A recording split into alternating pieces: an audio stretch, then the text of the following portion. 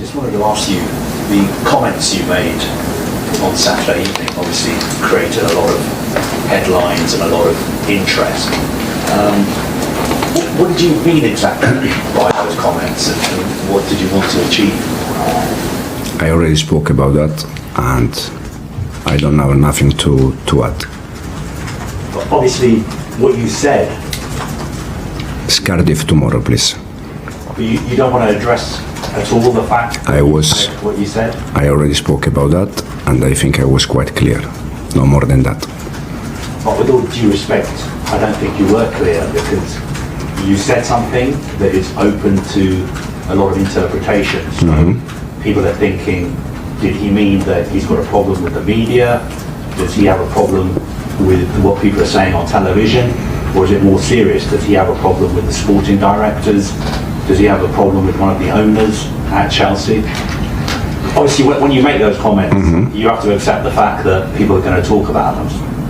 I respect your opinion, and I respect people's opinion, but again, I don't have nothing to add, and my focus is just on tomorrow game, that we can achieve the third semi-final in 18 months since I joined the club.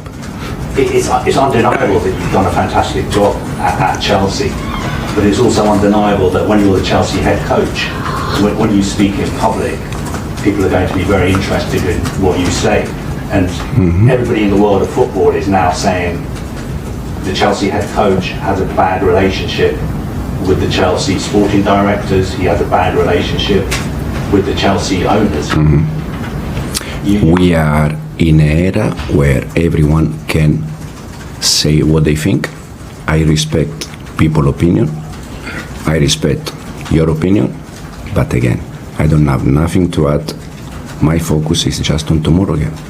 But it's not my opinion. It is you've opened a can of worms. I'm not saying your opinion. I said all of you people's opinion. I respect, no problem. We are in a moment that everyone can say what they think, and I already answered to the question. Just focus for me on tomorrow, and what I said after Everton game, I already spoke about that, and I don't have nothing to add. So are you happy about the fact that people are saying you have a bad relationship with the sporting directors, you have a bad relationship with one of the owners, you don't like feedback from them? Because you said something extraordinary. You said this was the worst 48 hours of your time at the club, and then you didn't explain that.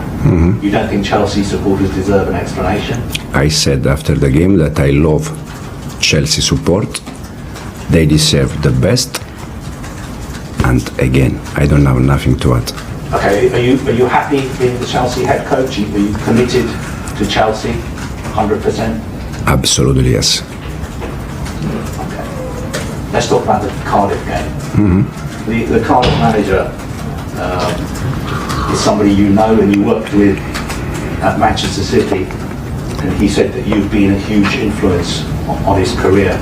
Cardiff are obviously playing very, very well at the moment. I think they've scored more goals than any other side in the top 4 divisions. What do you think of the job he is doing, and how difficult a game do you think this will be? He's doing a great job. They are also top of the league. They are, as you said, playing a nice football, winning games, and we need to pay attention. We need to be careful because again, we can achieve something important. That is the third semi-final in 18 months.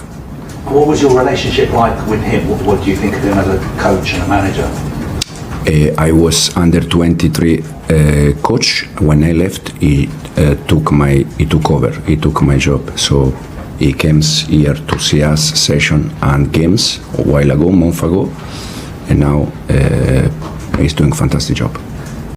Good morning, gents. I'm going to have to slightly disagree with what Dara said, because I remember in the summer he did actually criticise the ownership over the not signing of a more experienced centre-back.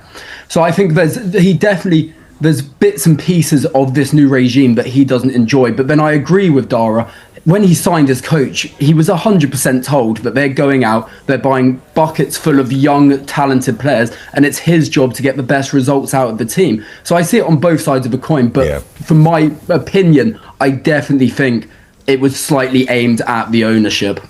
Fair enough. And look, I hear what you're saying about the summer and whatever else, and he might have been angry about not getting a certain type of player. It does drive me mad, and I've seen it before at my own club when I've hired managers. You go through an interview process, I'm very transparent. So we're like, this is who we are. This is what we do. This won't change. If you're going to come in here and suddenly, I want a load of 35-year-old players, that's not going to work between us, you as manager, me as owner, and you're going to last about 5 minutes. And then a manager gets his feet under the table, they're all happy, now I'm going to change it. And I'm going to maybe go, use the media. I'm not sure Maresca's using the media to get at the ownership over recruitment. I'm sure we'll know more in the coming days. I think it's a very dangerous game to play nowadays, particularly at a job the size of Chelsea, because there'd be a million managers who'd want that job. The best thing for Chelsea, Maresca, is he comes out and he says, look, I meant the local press, and maybe just bury it that way. Henry, is your occasional concern with the owners, and I think a lot of people who've been part of successful football teams have said Chelsea are a couple of 28-year-olds away from being a serious team, and that sometimes the owners' priority is money and this transition of players, and that whether they win a league title or not, they're not super fussed about it. Yeah, I mean, I think it was Alan Hansen says you don't win anything with kids. And how did that go? Yeah. Well, we did win the Club World Cup. I don't know what you guys think about that as a trophy, but it is a trophy. And we won the third best European competition. So he has brought silverware since he's come in. But there's definitely a question over 38 games when you have all these youngsters, if there's the ability to go and push on. Enzo Maresca hasn't fielded a player in the Prem over 30 years old since he joined Chelsea. And I sometimes look at games where we'll go 1-0 up, and we just don't have the tactical nous to sit those games out. I think the two I thought about was Man United and Brighton. We went down to 10 men 2 games in a row, but both times there wasn't any leaders on the pitch just to grab it by the scruff of the neck. I think Reece James against Arsenal, when we went down to 10, did step up and became that player. But I sometimes find I look, and some of these younger players look a little bit lost. They want someone in their ear telling them where to be, telling them what to do. I mean, you've got World Cup winners in your squad, and you've got internationals from all over the world. You've got players that haven't been around 5 minutes. You've got, obviously Reece Brown has been around. Reece Brown has been around years and years. You've got players up front, out wide, who've come from Spain internationally. I mean, I get the experience thing. You signed Raheem Sterling a couple of years ago. That was a disaster.